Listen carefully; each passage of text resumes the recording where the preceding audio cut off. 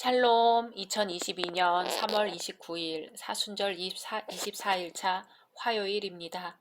기도하겠습니다. 주님, 오늘도 말씀으로 이 하루를 열게 하심을 감사드립니다. 주님, 늘 기도하며 성령 안에서 일상을 살아내게 하소서. 일상 중에 급작스레 닥치는 시련에도 담대히 우리 몫을 감당할 수 있도록 준비시켜 주소서. 예수님의 이름으로 기도드립니다. 아멘. 오늘의 말씀은 출애굽기 6장입니다. 여호와께서 모세에게 이르시되 이제 내가 바로에게 하는 일을 네가 보리라. 강한 손으로 말미암아 바로가 그들을 보내리라. 강한 손으로 말미암아 바로가 그들을 그의 땅에서 쫓아내리라. 하나님이 모세에게 말씀하여 이르시되 나는 여호와이니라. 내가 아브라함과 이삭과 야곱에게 전능의 하나님으로 나타났으나 나의 이름을 여호와로는 그들에게 알리지 아니하였고 가나안 땅 곧 그들이 거류하는 땅을 그들에게 주기로 그들과 언약하였더니 이제 애굽 사람이 종으로 삼은 이스라엘 자손의 신음소리를 내가 듣고 나의 언약을 기억하노라. 그러므로 이스라엘 자손에게 말하기를 나는 여호와라. 내가 애굽 사람의 무거운 짐 밑에서 너희를 빼내며 그들의 노역에서 너희를 건지며 편팔과 여러 큰 심판들로서 너희를 속량하여 너희를 내 백성으로 삼고 나는 너희의 하나님이 되리니 나는 애굽 사람의 무거운 짐 밑에서 너희를 빼낸 너희의 하나님 여호와인 줄 너희가 알지라. 내가 아브라함과 이삭과 야곱에게 주기로 맹세한 땅으로 너희를 인도하고 그 땅을 너희에게 주어 기업을 삼게 하리라. 나는 여호와라 하셨다 하라. 모세가 이와 같이 이스라엘 자손에게 전하나 그들이 마음의 상함과 가혹한 노역으로 말미암아 모세의 말을 듣지 아니하였더라. 여호와께서 모세에게 말씀하여 이르시되 들어가서 애굽 왕 바로에게 말하여 이스라엘 자손을 그 땅에서 내보내게 하라. 모세가 여호와 앞에 아뢰어 이르되 이스라엘 자손도 내 말을 듣지 아니하였거든 바로가 어찌 들으리이까.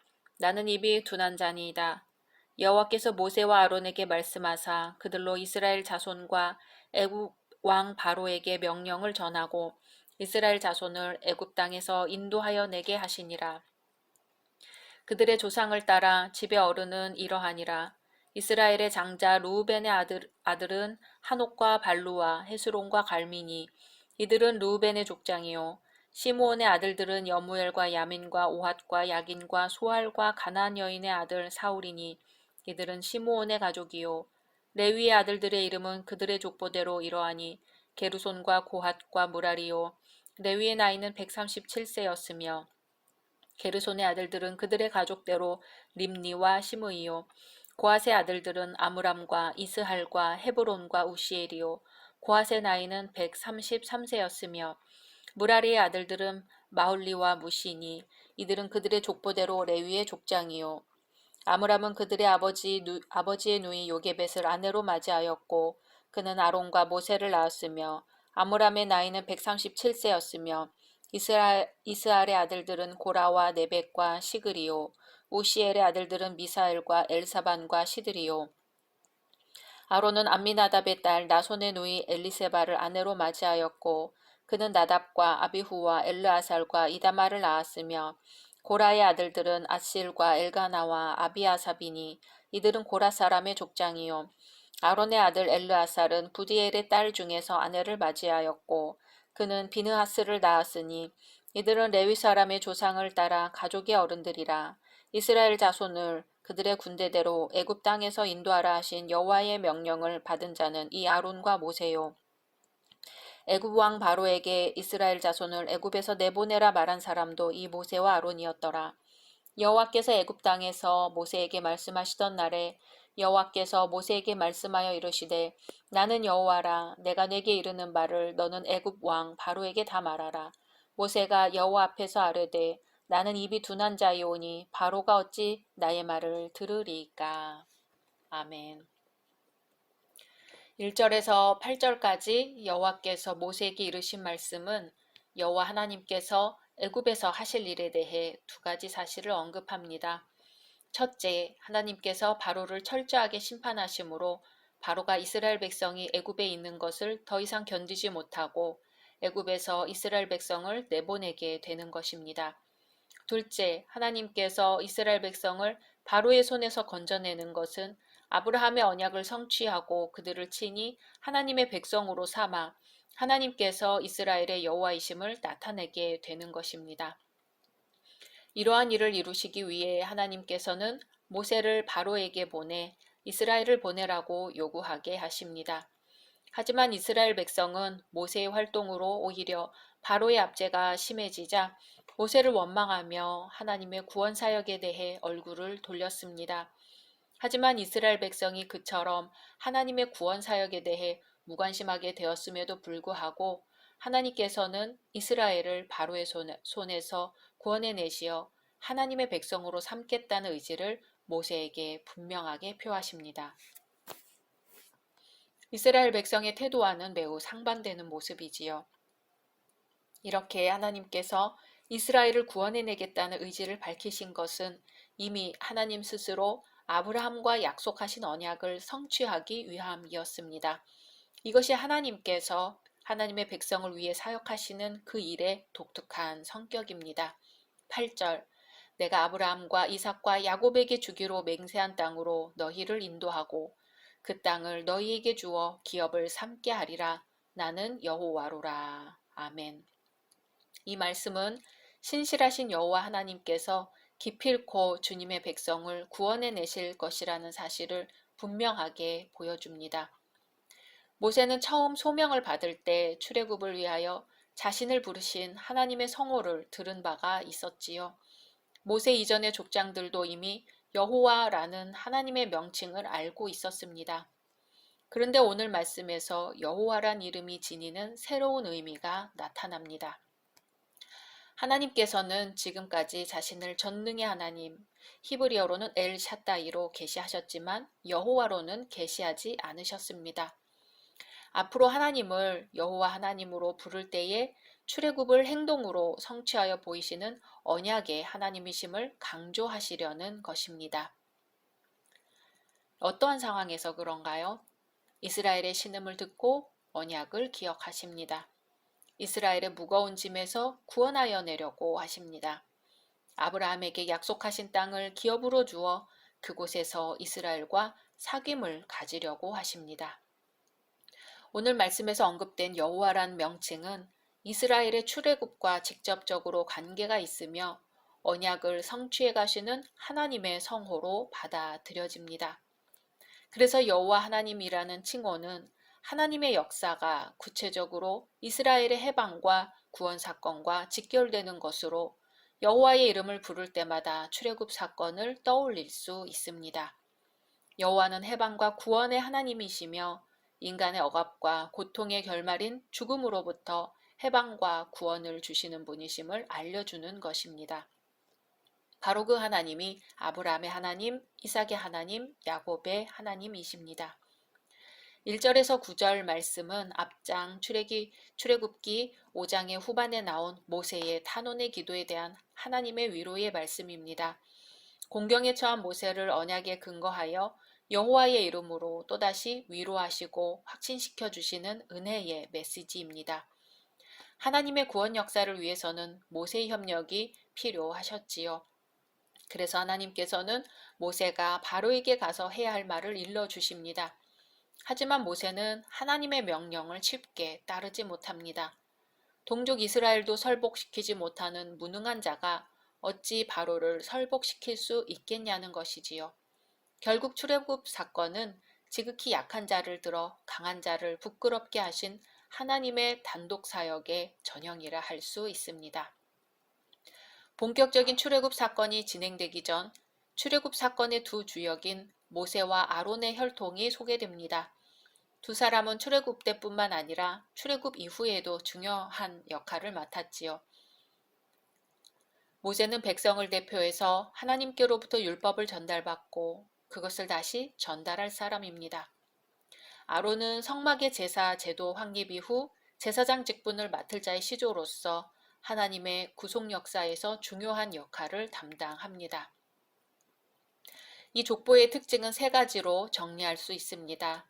첫째, 모세와 아론의 혈통이 야곱의 12아들 중에서 유래되었다는 것을 밝힘으로써 이들과 이스라엘 민족 간의 동질성을 확인시켜 줍니다. 둘째, 성경에 기록된 모든 족보는 언약 관계의 연속성을 보여주려 한 것이기 때문에 이 족보도 출애굽 사건이 족장들과 맺은 언약에 근거해 진행되고 있다는 사실을 밝혀줍니다. 셋째, 족보의 위치를 본격적인 출애굽 사건 이전에 놓음으로써 모세와 아론의 모든 권위가 하나님께로부터 부여되었음을 보여주려 했습니다. 6장의 마지막은 다시 한번 모세의 인간적인 나약한 모습이 강조됩니다. 하나님은 다시 한번 말씀하십니다. 나는 여호와라. 내가 네게 이르는 말을 너는 애굽 왕 바로에게 다 말하라. 아멘. 모세는 입이 둔한 자라고 하나님께 계속해서 자신의 능력 없음을 말씀드립니다. 하지만 하나님의 구원은 철저하게도 인간의 능력과는 무관하다는 것을 보여주십니다. 인도 관청의 젊은 관리였던 부스 터커는 그리스도를 만난 후 복음 전파를 갈망하여 동료와 함께 무더운 여름길을 맨발로 여행했습니다. 원주민들은 맨발로 다니는 데 익숙했지만 부스 터커와 동료는 발에 물집이 많이 생겨 걸음을 옮길 때마다 발에 통증을 느끼게 되었지요. 한낮의 따가운 햇볕 속에서 어느 마을에 가까이 가게 되었는데 목이라도 축이고 빵 조각이라도 얻고 싶었습니다. 그런데 마을에 들어가는 것조차 거절당했습니다. 그러다 완전히 기운이 빠져 나무 아래 누워 잠이 들었지요. 잠자는 동안 그 마을 주민 몇 사람이 모여들었습니다. 그중 한 사람이 그들의 발에 물집을 보고 놀라서 말했지요. 이 사람들이 우리에게 얼마나 관심을 가졌으면 이렇게 고통을 당하면서까지 자기들의 얘기를 우리에게 전하려고 했을까. 그렇게 말하고는 마을로 인도하여 발을 치료해주고 음식과 음료수를 대접하였습니다. 그 일이 있은 후 그 종족에게 복음 전파할 수 있는 길이 열렸습니다.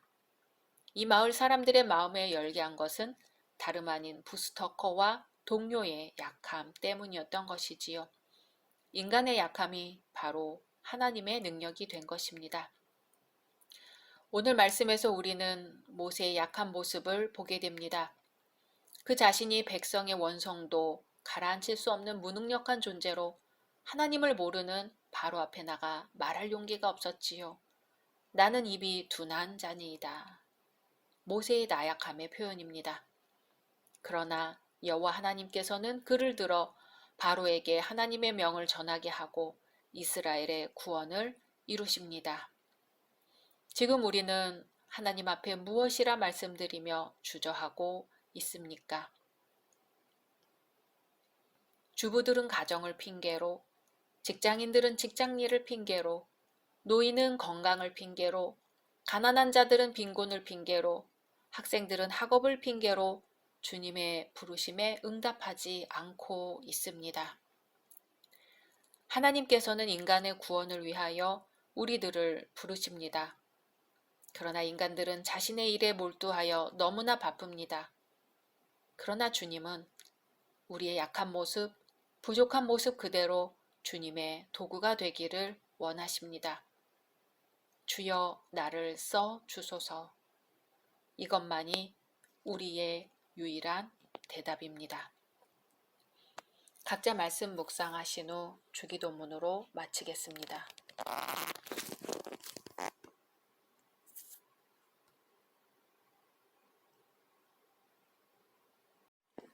샬롬 2022년 3월 30일 사순절 25일차 수요일입니다.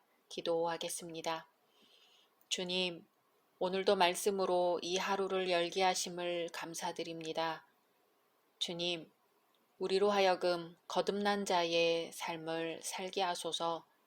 우리 힘이나 의지로는 못하되 성령과 동행하며 늘 구원받은 자로서의 삶을 살게 하소서.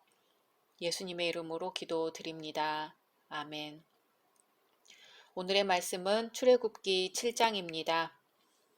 여호와께서 모세에게 이르시되 볼지어다 내가 너를 바로에게 신같이 되게 하였은즉 네 형 아론은 네 대언자가 되리니 내가 네게 명령한 바를 너는 네 형 아론에게 말하고 그는 바로에게 말하여 그에게 이스라엘 자손을 그 땅에서 내보내게 할지니라.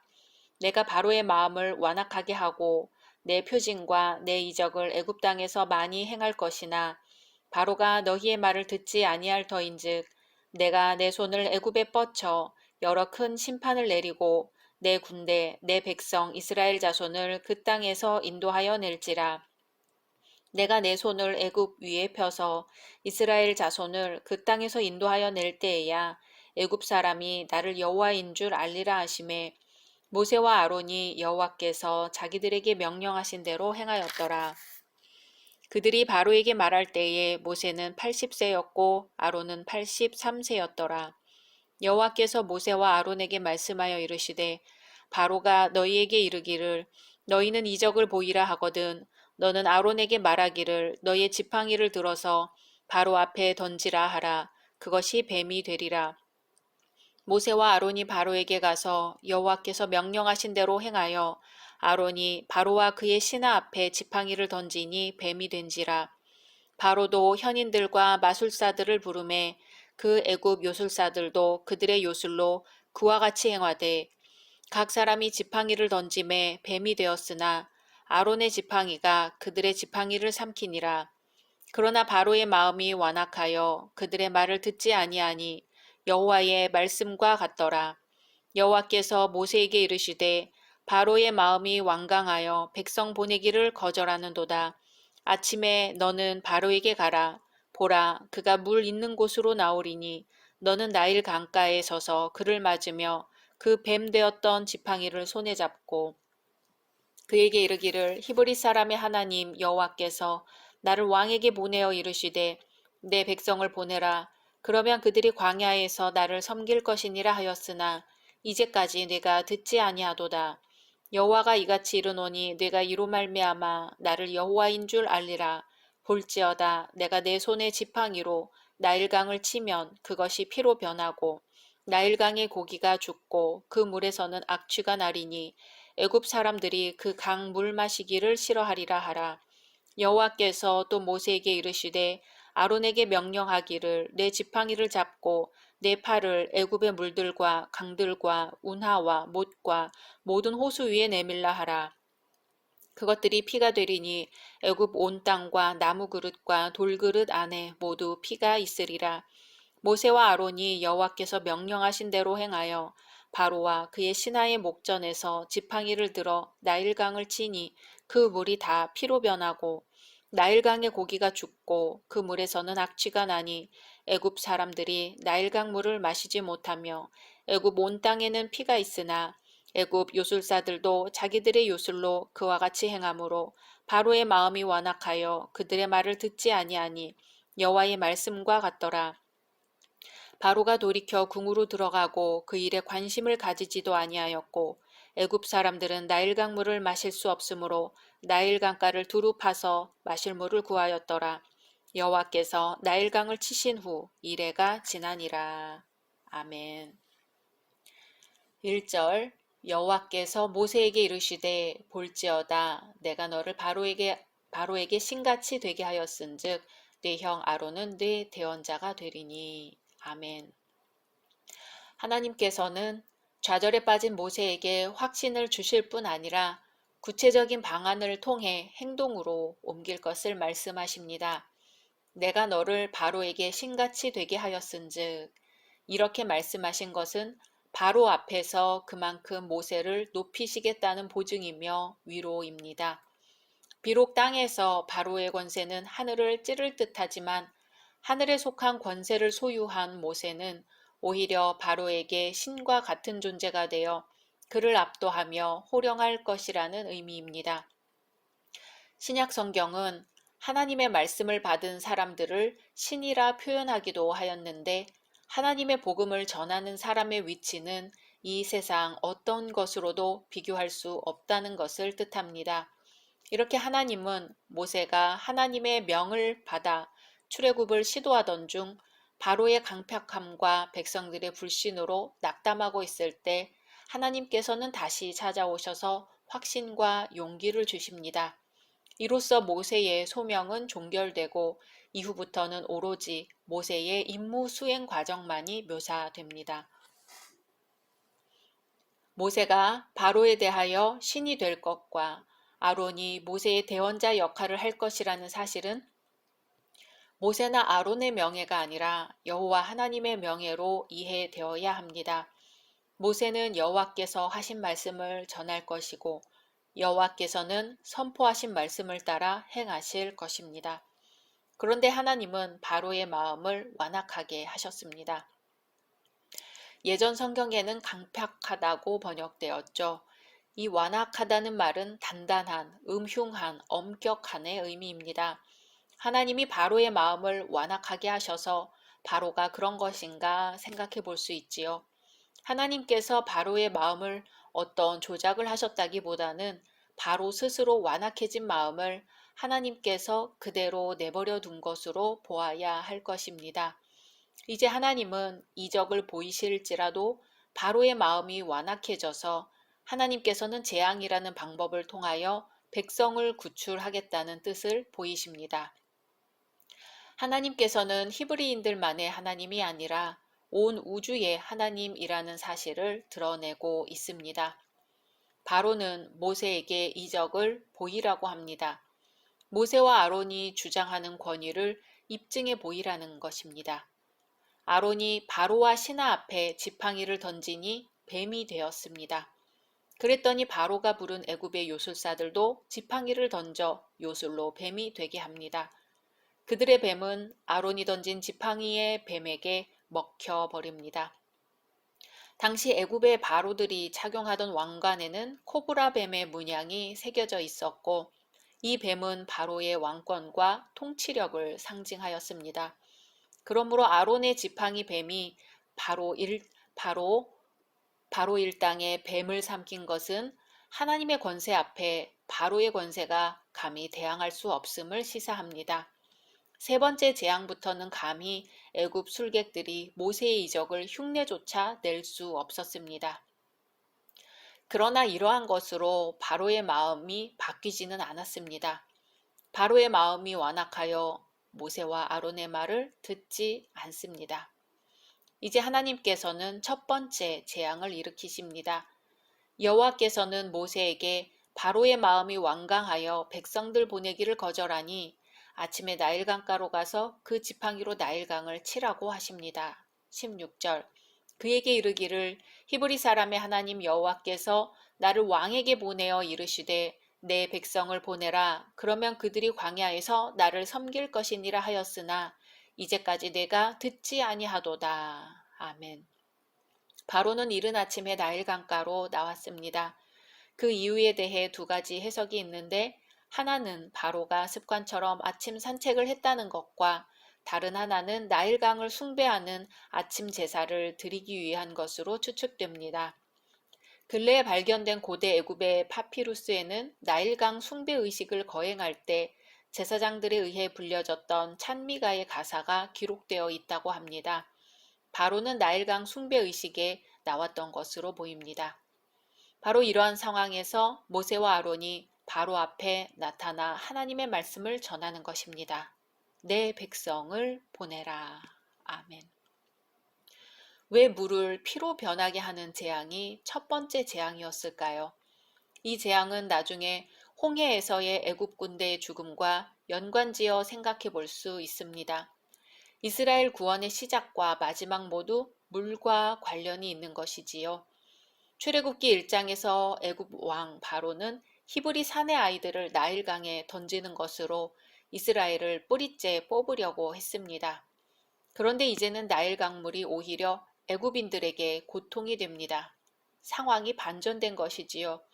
당시 애굽 문명의 위대성은 전적으로 생명을 주는 나일강물에 의존하였습니다. 그러므로 나일강에 대한 공격은 애굽 그 자체에 대한 공격을 의미하였습니다. 앞으로 다가올 모든 재앙 사건에 대한 일종의 전조였던 것이지요. 이제 더 이상 나일강물은 애굽인들을 지켜주지 못하며 오히려 애굽을 파멸시킬 것입니다. 나일강은 단순한 자연물을 넘어 일종의 신적 존재로 애굽인들에게는 숭배의 대상이기 때문입니다. 모세와 아론이 여호와께서 명령하신 대로 행하여 바로와 그의 신하의 목전에서 지팡이를 들어 나일강을 치니 그 물이 다 피로 변하고 나일강의 고기가 죽고 그 물에서는 악취가 났습니다. 애굽 사람들이 나일강 물을 마시지 못하며 애굽 온 땅에 피가 있었습니다. 애굽인들이 생명과 같이 여기던 나일 강물에서 악취를 맡았다는 것은 애굽의 생명의 근원이 소멸되어 감을 나타냅니다. 그런데 애굽의 술사들도 요술로 그와 같이 행했습니다. 이 술사들이 어디서 피로 변하지 않은 물을 구했는지는 알 수가 없습니다. 아마도 운하나 저수지에 있던 물을 가져와 똑같이 피로 변하게 했을 것입니다. 그러나 피로 변한 물을 원상태로 회복시킬 수는 없었습니다. 바로의 마음이 완악하여 그 정도로는 꿈쩍하지 않습니다. 바로는 궁으로 들어가 그 일에 관심도 가지지 않습니다. 그렇게 여호와께서 나일강을 치신 후 이래가 지납니다. 첫째 재앙의 기간입니다.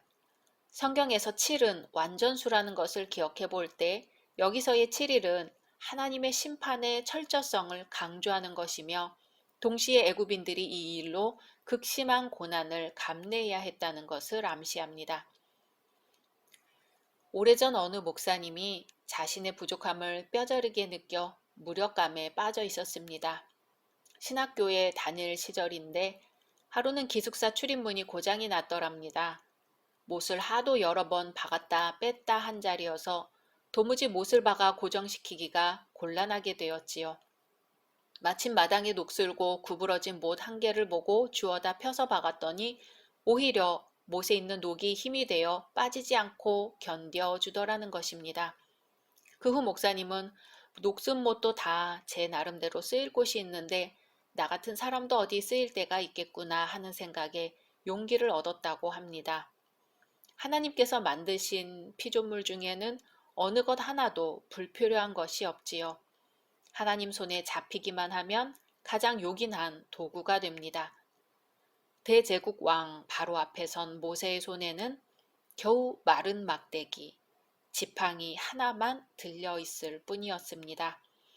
그 마른 지팡이가 하나님의 지팡이가 되어 하나님의 능력을 나타내는 도구가 되었습니다. 각자 말씀 묵상하신 후 주기도문으로 마치겠습니다.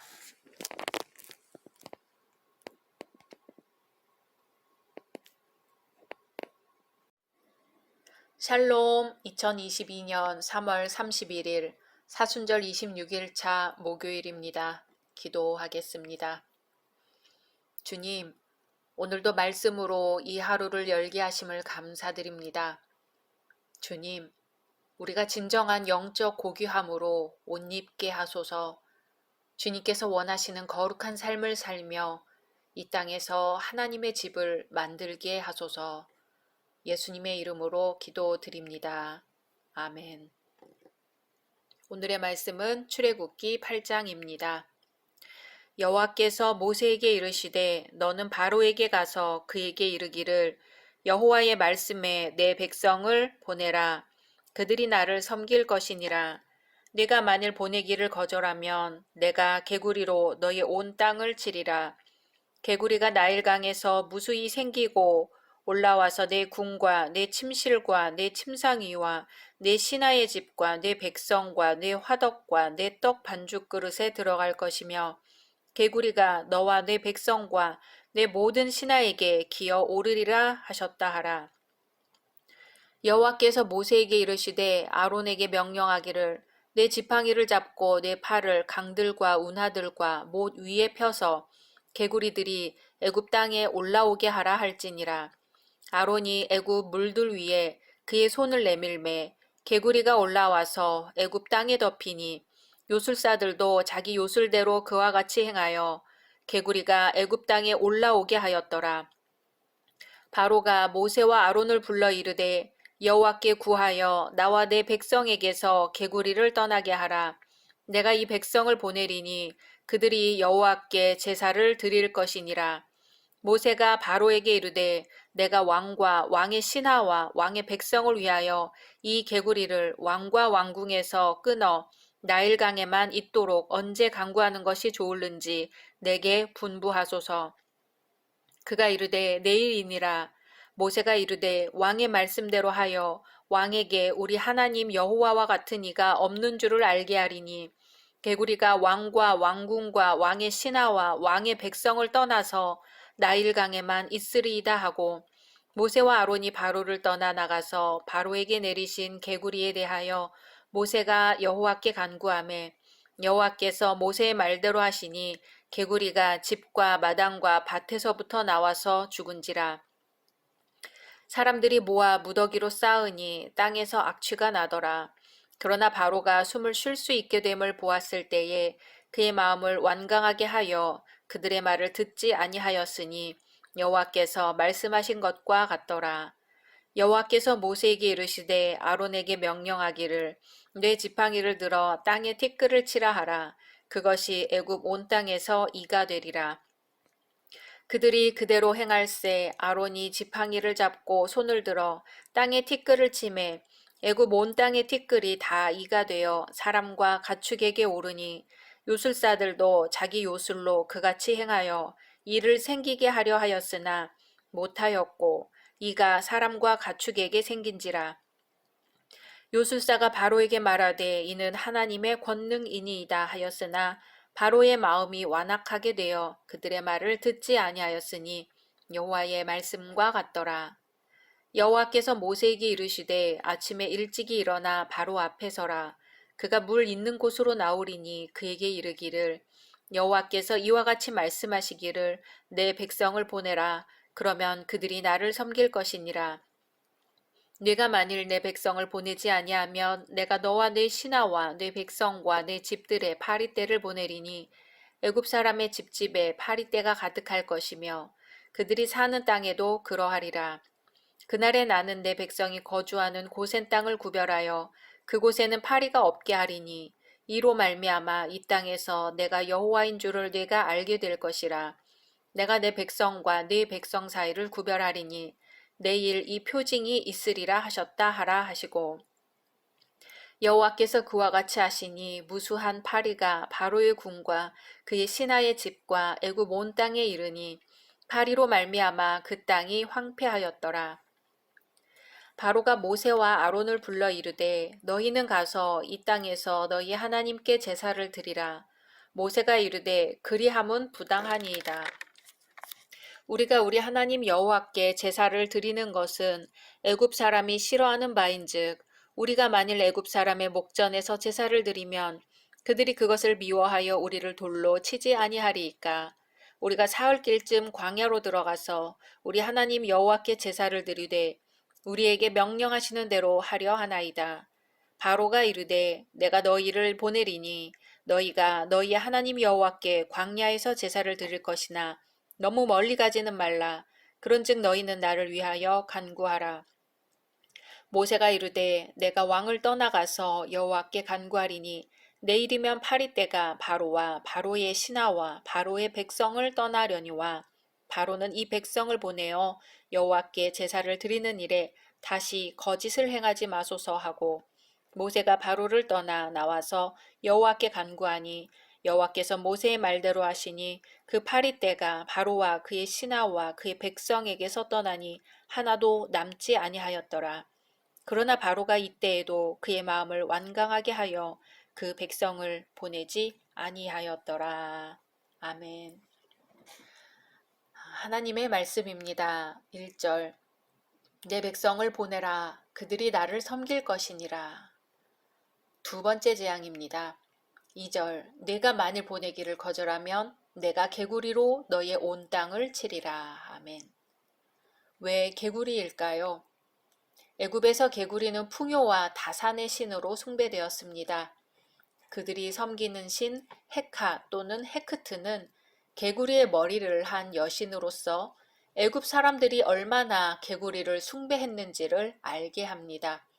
그러므로 개구리 재앙은 이스라엘을 억압하고 하나님을 대적하는 자에 대한 징벌인 동시에 애굽 신에 대한 경멸이며 승리였습니다. 개구리가 애굽에서 번영을 상징하는 신으로 숭배되었다는 것을 볼 때 하나님께서 바로와 애굽을 심판하는 대상으로 개구리를 선택하셨다는 점은 매우 의미가 있습니다. 개구리가 의미하는 풍요와 다산의 신이 저주의 대상이 되게 함으로써 진정한 신으로서의 하나님에 대한 위상이 드러납니다. 여호와 하나님만이 진정한 신이심을 나타냅니다.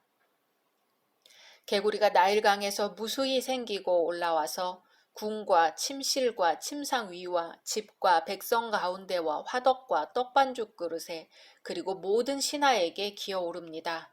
4절 개구리가 너와 네 백성과 네 모든 신하에게 기어오르리라 하셨다 하라. 아멘. 하나님은 아론이 지팡이를 강들과 운하들과 못 위에 펴서 개구리들이 애굽 땅에 올라오게 하셨고 아론이 애굽 물들 위에 손을 내밀자 개구리가 올라와서 애굽 땅에 덮입니다.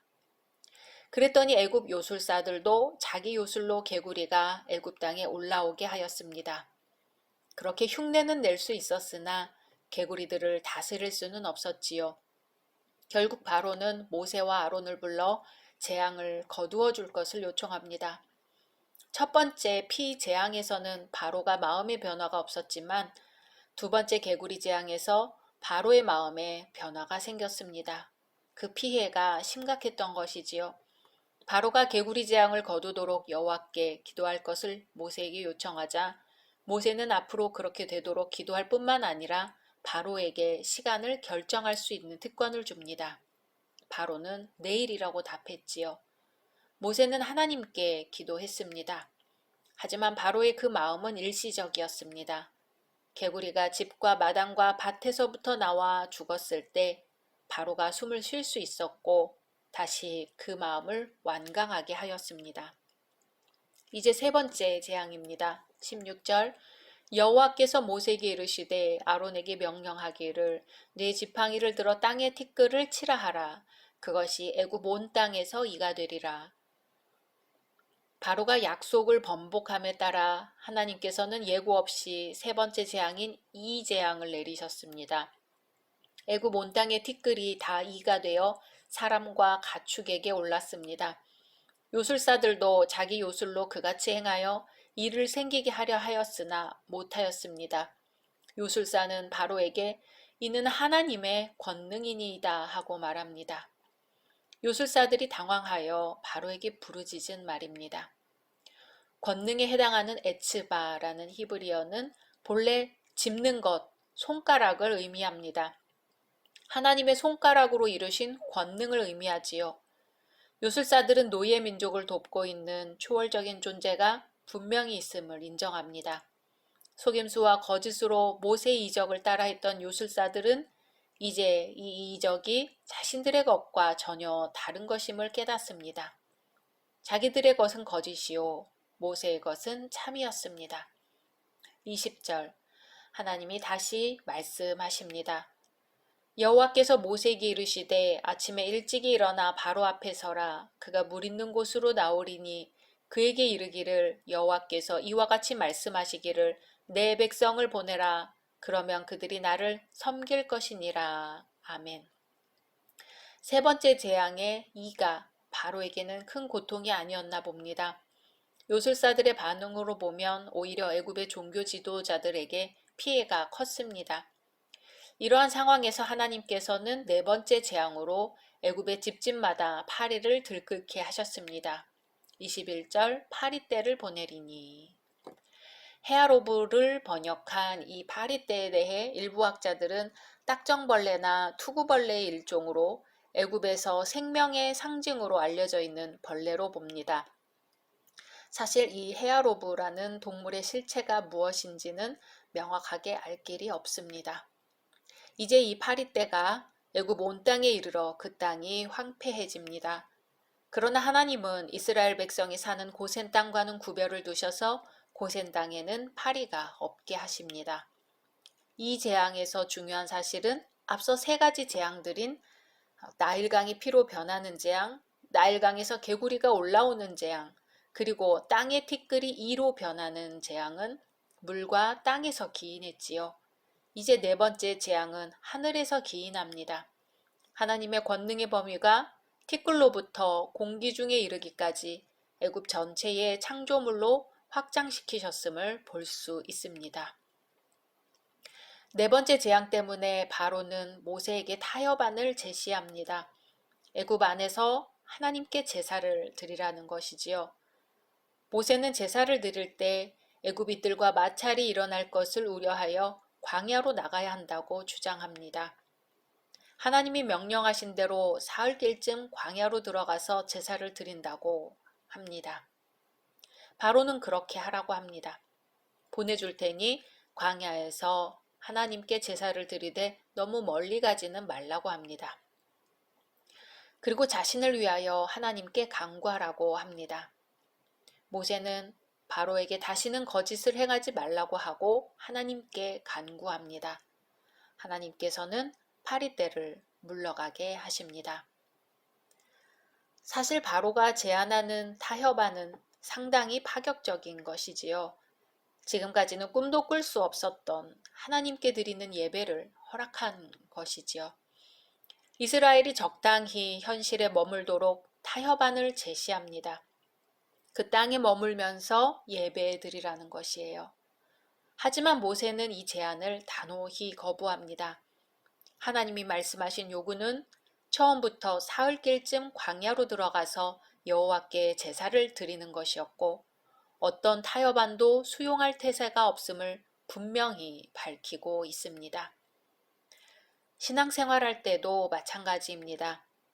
안주하던 자리를 박차고 일어나 새로운 땅을 향해 떠나는 것은 상당한 믿음과 용기가 필요한 중요한 결단이지요.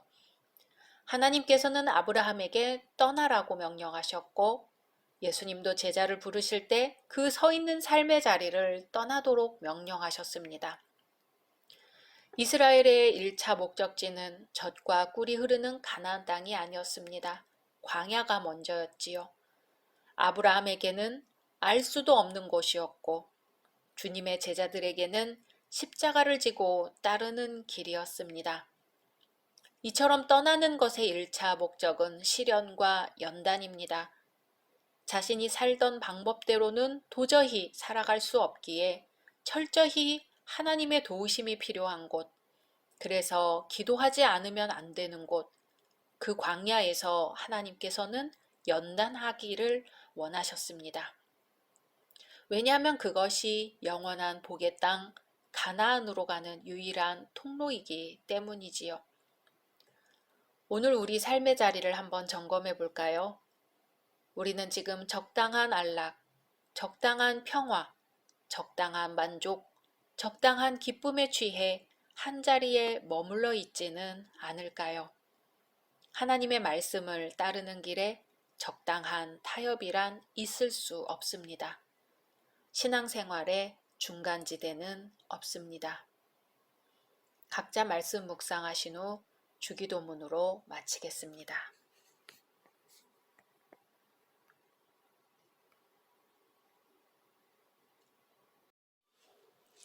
샬롬 2022년 4월 1일 사순절 27일차 금요일입니다.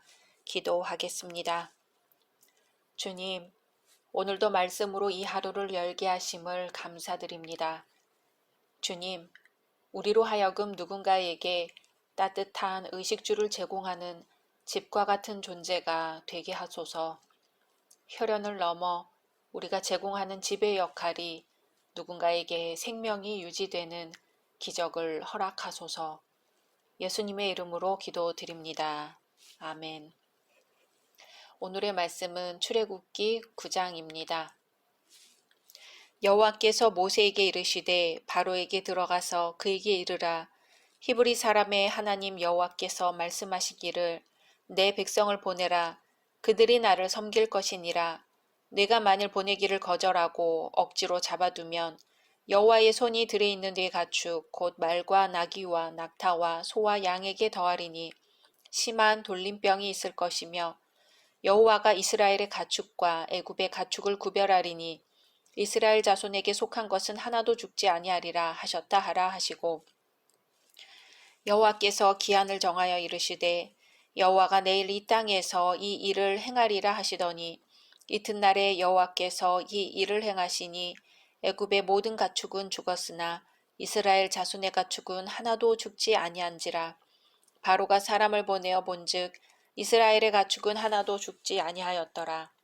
그러나 바로의 마음이 완강하여 백성을 보내지 아니하니라. 여호와께서 모세와 아론에게 이르시되 너희는 화덕에 재 두 움큼을 가지고 모세가 바로의 목전에서 하늘을 향하여 날리라. 그 재가 애굽 온 땅에 티끌이 되어 애굽 온 땅의 사람과 짐승에게 붙어서 악성 종기가 생기리라. 그들이 화덕의 재를 가지고 바로 앞에 서서 모세가 하늘을 향하여 날리니 사람과 짐승에게 붙어 악성 종기가 생기고 요술사들도 악성 종기로 말미암아 모세 앞에 서지 못하니 악성 종기가 요술사들로부터 애굽 모든 사람에게 생겼음이라. 그러나 여호와께서 바로의 마음을 완악하게 하셨으므로 그들의 말을 듣지 아니하였으니 여호와께서 모세에게 말씀하신과 같더라. 여호와께서 모세에게 이르시되 아침에 일찍이 일어나 바로 앞에 서서 그에게 이르기를 히브리 사람의 하나님 여호와의 말씀에 내 백성을 보내라. 그들이 나를 섬길 것이니라. 내가 이번에는 모든 재앙을 너와 네 신하와 네 백성에게 내려 온 천하에 나와 같은 자가 없음을 네가 알게 하리라.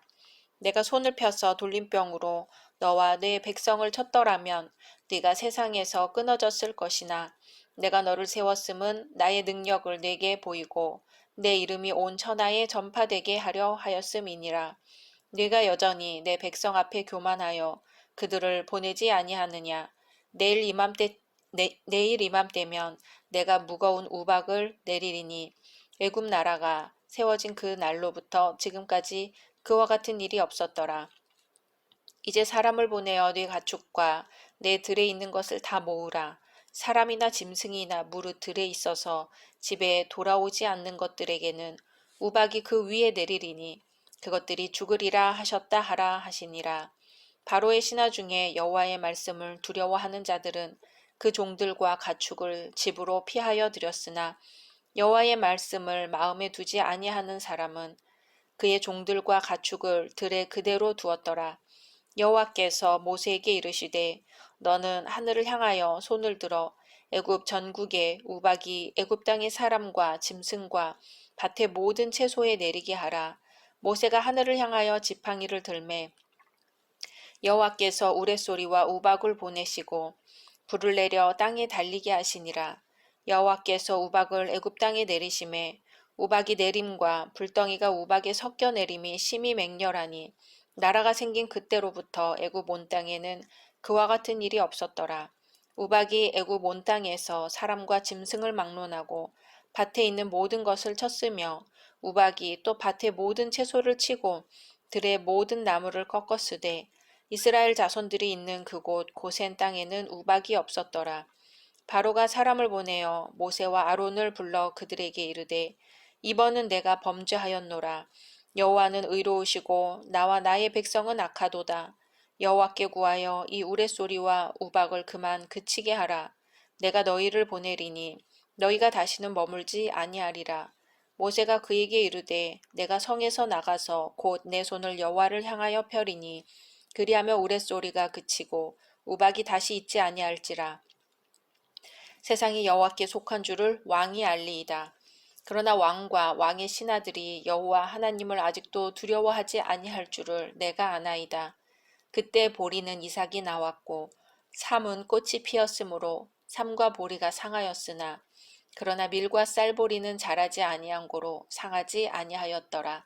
모세가 바로를 떠나 성에서 나가 여호와를 향하여 손을 펴매 우레소리와 우박이 그치고 비가 땅에 내리지 아니하니라. 바로가 비와 우박과 우레소리가 그친 것을 보고 다시 범죄하여 마음을 완악하게 하니 그와 그의 신하가 꼭 같더라. 바로의 마음이 완악하여 이스라엘 자손을 내보내지 아니하였으니 여호와께서 모세에게 말씀하심과 같더라. 아멘. 1절입니다.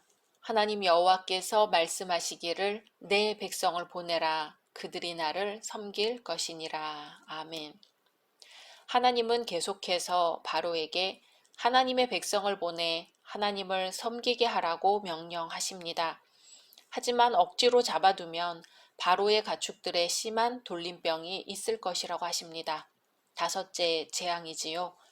바로는 극심한 재앙이 임하면 당장의 고통을 면하기 위해 보내주겠노라고 말하면서도 재앙이 거두어지면 이내 다시 말을 번복하고 있습니다. 히브리 노예들이 애굽에 엄청난 노동력을 제공하고 있는데 놓아줄 마음이 없는 것이지요. 3절 여호와의 손이 들에 있는 네 가축 곧 말과 나귀와 낙타와 소와 양에게 더하리니 심한 돌림병이 있을 것이며. 아멘. 여호와의 손은 곧 하나님의 권능을 의미합니다. 가축을 대상으로 한 재앙은 애굽의 가축 숭배를 하나님께서 심판하신다는 의미를 지닙니다. 가축들은 애굽에서 거룩한 짐승으로 숭배되기도 하였지만 식용, 수송용, 군사용 등 여러 용도로 사용되고 있었습니다. 경제, 군사 등 다방면의 가치가 있었지요. 그러므로 심한 돌림병 재앙은 종교적이고 정치적이며 경제적인 심판을 포함하는 것이었습니다. 또 가축을 심판의 대상으로 삼은 것은 이스라엘에게도 출애굽 이후 계속하여 가축 숭배를 경계하였다는 점을 생각해 볼 때 의미 있는 사실입니다. 그만큼 애굽의 가축 숭배는 이스라엘에 깊이 스며 있는 애굽의 영향 중 하나로 보입니다.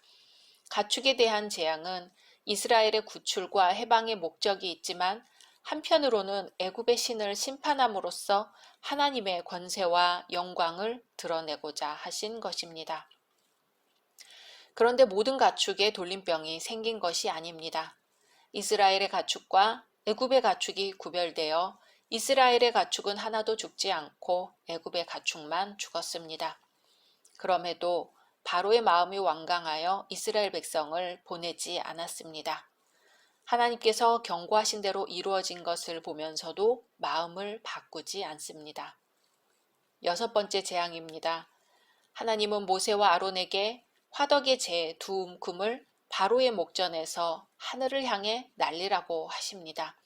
그 재가 애굽 온 땅의 티끌이 되어 애굽의 사람과 짐승에게 붙어 악성 종기가 되리라고 하십니다. 그렇게 요술사들도 악성 종기가 생겨 모세 앞에 서지도 못할 정도였습니다. 이 악성 종기로 말미암아 사람이 처음으로 해를 받기 시작합니다. 그동안 하나님의 능력을 흉내내고 저울질하던 요술사들로부터 이 악성 종기가 생기기 시작한 것은 매우 깊은 의미가 있습니다.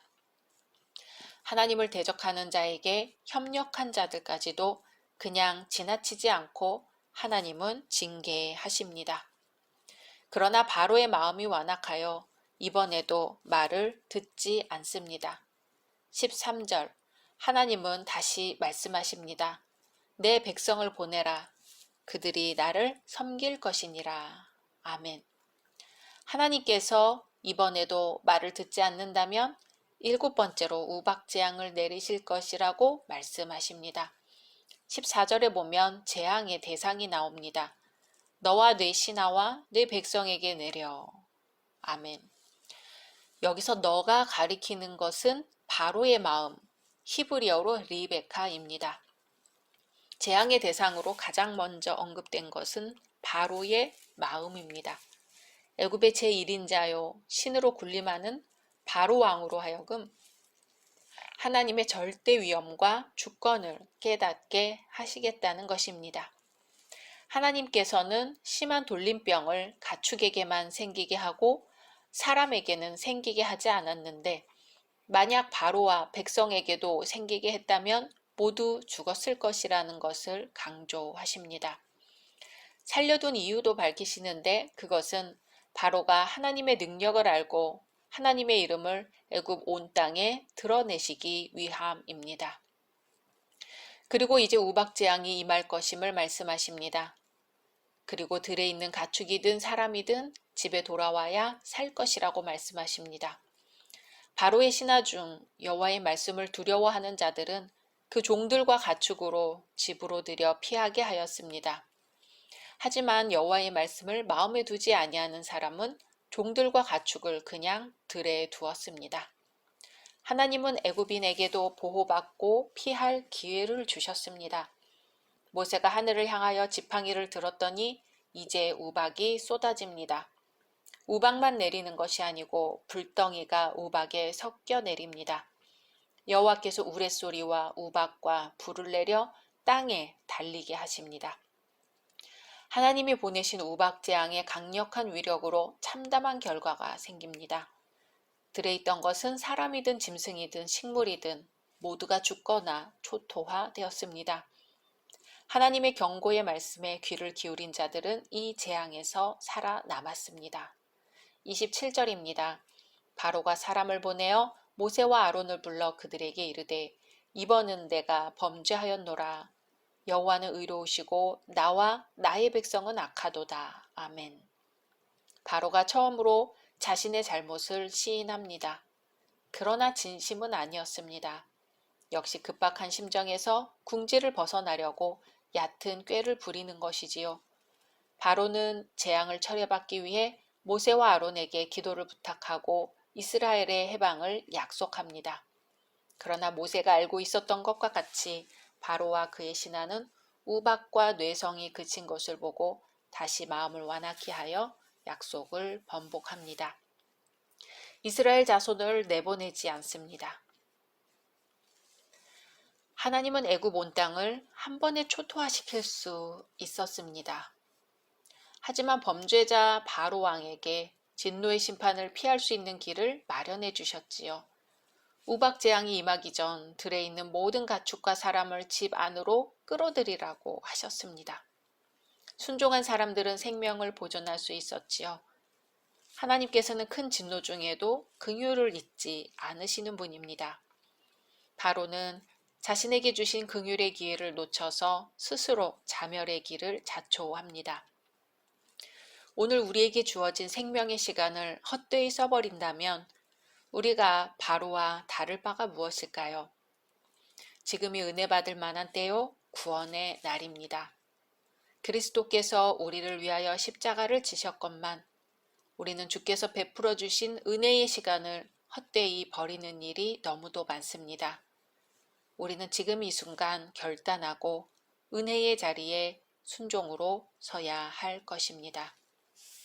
각자 말씀 묵상하신 후 주기도문으로 마치겠습니다.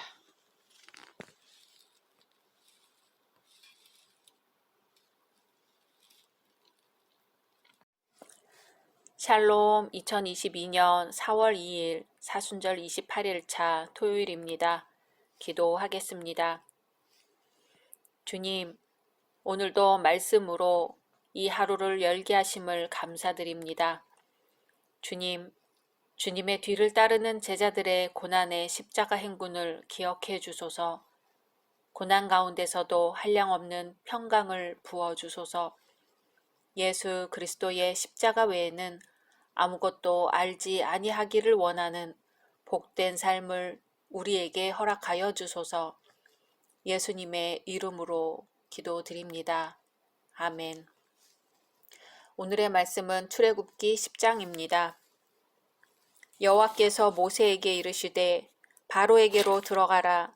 내가 그의 마음과 그의 신하들의 마음을 완강하게 함은 나의 표징을 그들 중에 보이기 위함이며 네게 내가 애굽에서 행한 일들 곧 내가 그들 가운데서 행한 표징을 네 아들과 네 자손의 귀에 전하기 위함이라. 너희는 내가 여호와인 줄을 알리라. 모세와 아론이 바로에게 들어가서 그에게 이르되 히브리 사람의 하나님 여호와께서 말씀하시기를 내가 어느 때까지 내 앞에 겸비하지 아니하겠느냐. 내 백성을 보내라. 그들이 나를 섬길 것이라. 내가 만일 내 백성 보내기를 거절하면 내일 내가 메뚜기를 네 경내에 들어가게 하리니 메뚜기가 지면을 덮어서 사람이 땅을 볼 수 없을 것이라. 메뚜기가 내게 남은 그것 곧 우박을 면하고 남은 것을 먹으며 너희를 위하여 들에서 자라나는 모든 나무를 먹을 것이며 또 내 집들과 내 모든 신하의 집들과 모든 애굽 사람의 집들에 가득하리니 이는 네 아버지와 내 조상이 이 땅에 있었던 그날로부터 오늘까지 보지 못하였던 것이리라. 하셨다 하고 돌이켜 바로에게서 나오니 바로의 신하들이 그에게 말하되 어느 때까지 이 사람이 우리의 함정이 되리이까 그 사람들을 보내어 그들의 하나님 여호와를 섬기게 하소서. 왕은 아직도 애굽이 망한 줄을 알지 못하시나이까 하고 모세와 아론을 바로에게로 다시 데려오니 바로가 그들에게 이르되 가서 너희의 하나님 여호와를 섬기라. 갈 자는 누구누구냐? 모세가 이르되 우리가 여호와 앞에 절기를 지킬 것인즉 우리가 남녀노소와 양과 소를 데리고 가겠나이다. 바로가 그들에게 이르되 내가 너희와 너희의 어린 아이들을 보내면 여호와가 너희와 함께함과 같으니라. 보라, 그것이 너희에게는 나쁜 것이니라. 그렇게 하지 말고 너희 장정만 가서 여호와를 섬기라. 이것이 너희가 구하는 바니라. 이에 그들이 바로 앞에서 쫓겨나니라. 여호와께서 모세에게 이르시되 애굽 땅 위에 내 손을 내밀어 메뚜기를 애굽 땅에 올라오게 하여 우박에 상하지 아니한 밭의 모든 채소를 먹게 하라. 모세가 애굽 땅 위에 그 지팡이를 들매 여호와께서 동풍을 일으켜 온 낮과 온 밤에 불게 하시니 아침이 되매 동풍이 메뚜기를 불어 들인지라. 메뚜기가 애굽 온 땅에 이르러 그 사방에 내림에 그 피해가 심하니 이런 메뚜기는 전에도 없었고 후에도 없을 것이라. 메뚜기가 온 땅을 덮어 땅이 어둡게 되었으며 메뚜기가 우박에 상하지 아니한 밭의 채소와 나무 열매를 다 먹었으므로 애굽 온 땅에서 나무나 밭의 채소나 푸른 것은 남지 아니하였더라.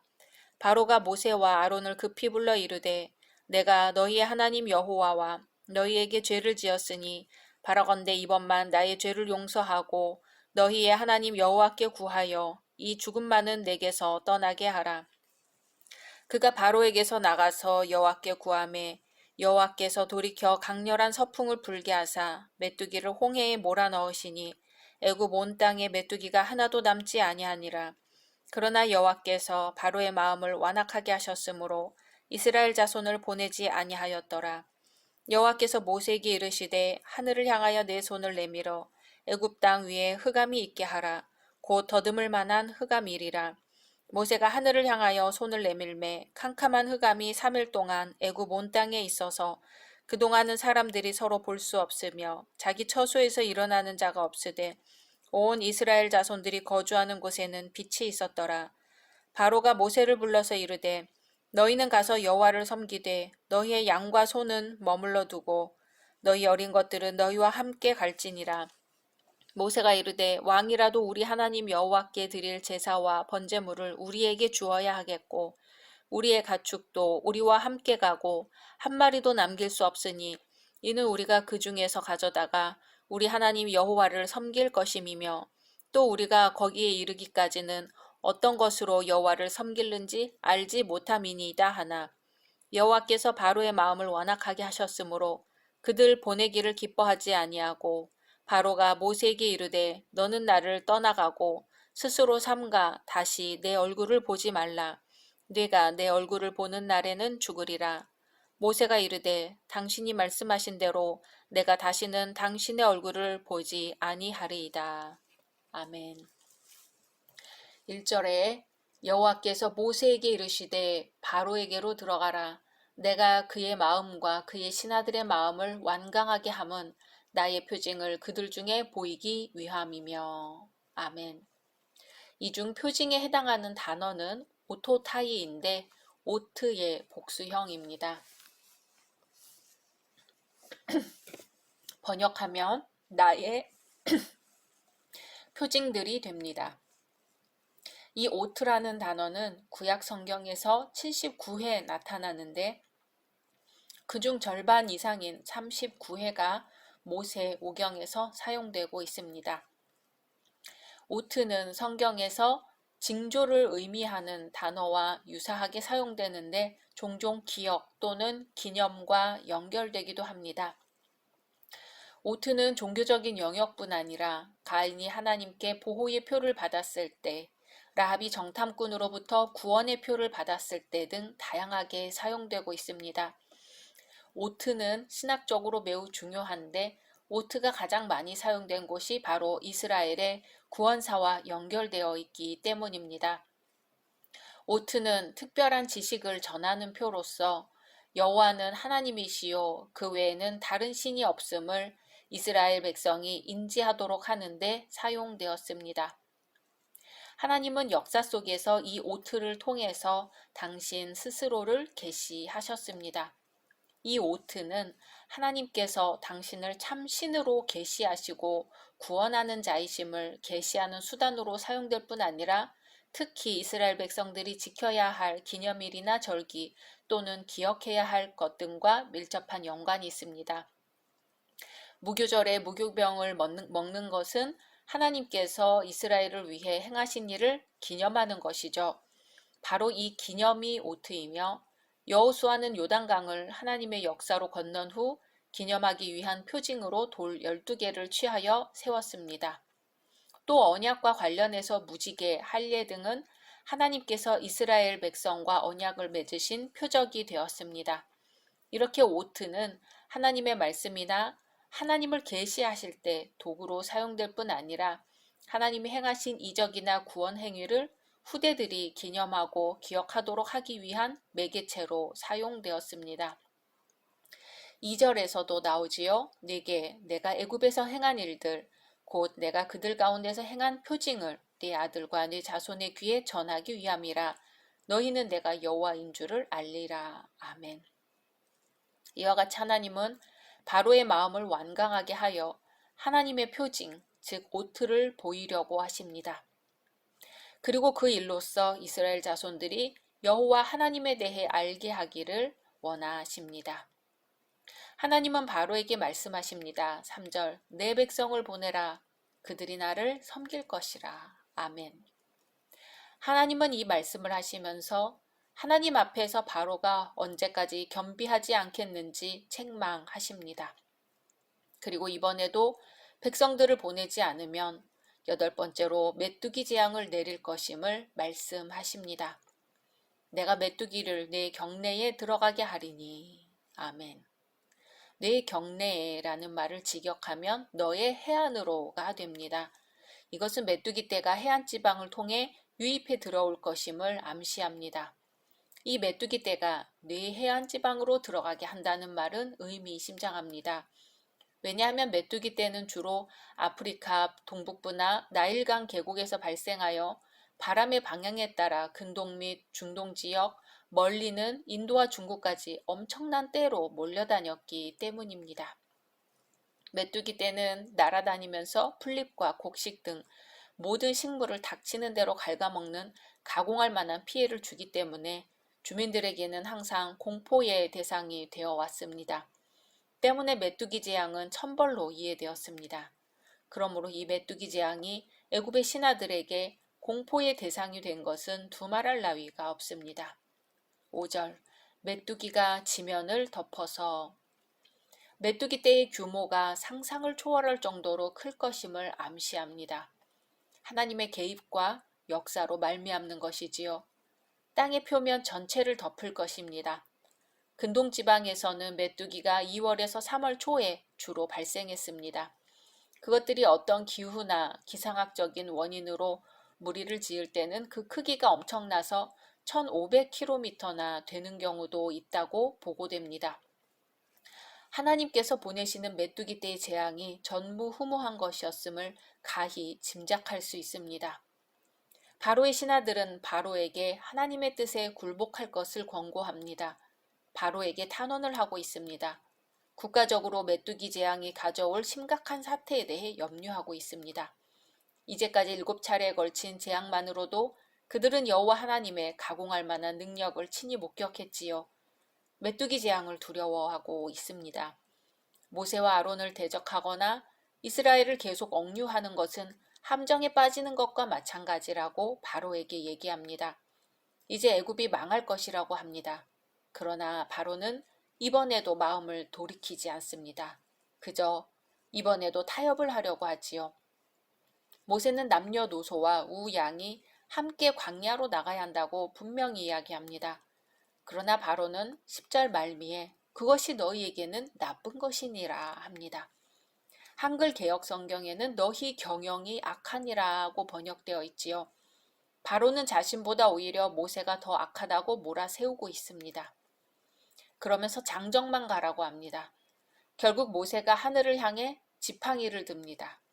그러자 여호와께서 동풍을 일으키셔서 온 낮과 온 밤에 불게 하시니 아침이 되매 동풍이 메뚜기를 불어들입니다. 앞에 출애굽기 9장에서는 우박에 삼과 보리가 상했지만 아직 나오지 않았던 밀과 쌀보리는 상하지 아니하였다고 나왔지요. 하나님께서 애굽 백성이 생명을 유지하도록 긍휼을 베풀어 주셨습니다. 그러나 이번 메뚜기 떼가 우박으로 상하지 않았던 밭의 채소와 나무 열매를 다 먹고 푸른 것은 남지 않게 되었습니다. 메뚜기 떼가 휩쓸고 지나간 곳은 황폐화되어 아무것도 먹을 것이 남는 게 없었습니다. 바로는 메뚜기 재앙의 재난으로 또 한 차례 하나님께 항복합니다. 모세와 아론을 얼른 불러 하나님 여호와와 너희에게 죄를 지었다고 고백합니다. 그러니 이번만 자신의 죄를 용서하고 여호와께 구하여 이 죽음만은 떠나게 해달라고 사정합니다. 모세가 기도하자 하나님은 강렬한 서풍을 불게 하셔서 메뚜기를 홍해로 몰아 넣으십니다. 그렇게 애굽 온 땅에 메뚜기가 하나도 남지 않게 됩니다. 그러나 이번에도 바로는 이스라엘 자손을 보내지 않습니다. 이제 9째 재앙입니다. 하나님은 모세에게 하늘을 향하여 손을 내밀라고 하십니다. 그래서 애굽 땅 위에 흑암이 있게 하십니다. 손으로 더듬어야 이동할 수 있을 만한 흑암입니다. 흑암이 3일 동안 있어서 사람들이 서로 볼 수 없고 집 밖으로 나갈 수도 없습니다. 하지만 이스라엘 백성이 사는 곳에는 빛이 있었습니다. 바로가 모세를 부르지요. 그리고 가서 여호와를 섬기라고 합니다. 단 양과 소는 두고 어린 아이들만 데리고 가라고 합니다. 모세는 다시 한번 단호하게 말합니다. 26절 우리의 가축도 우리와 함께 가고 한 마리도 남길 수 없으니 우리가 그 중에서 가져다가 우리 하나님 여호와를 섬길 것임이며 또 우리가 거기에 이르기까지는 어떤 것으로 여호와를 섬길는지 알지 못함이니이다. 아멘.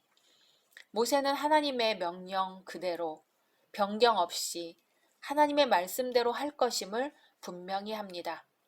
바로는 모세에게 다시는 자기 얼굴을 보지 말라고 합니다. 다시 보게 된다면 죽을 것이라고 합니다. 모세 역시 다시는 바로의 얼굴을 보지 않겠다고 합니다. 모세는 결연한 자세로 바로와 타협하지 않습니다.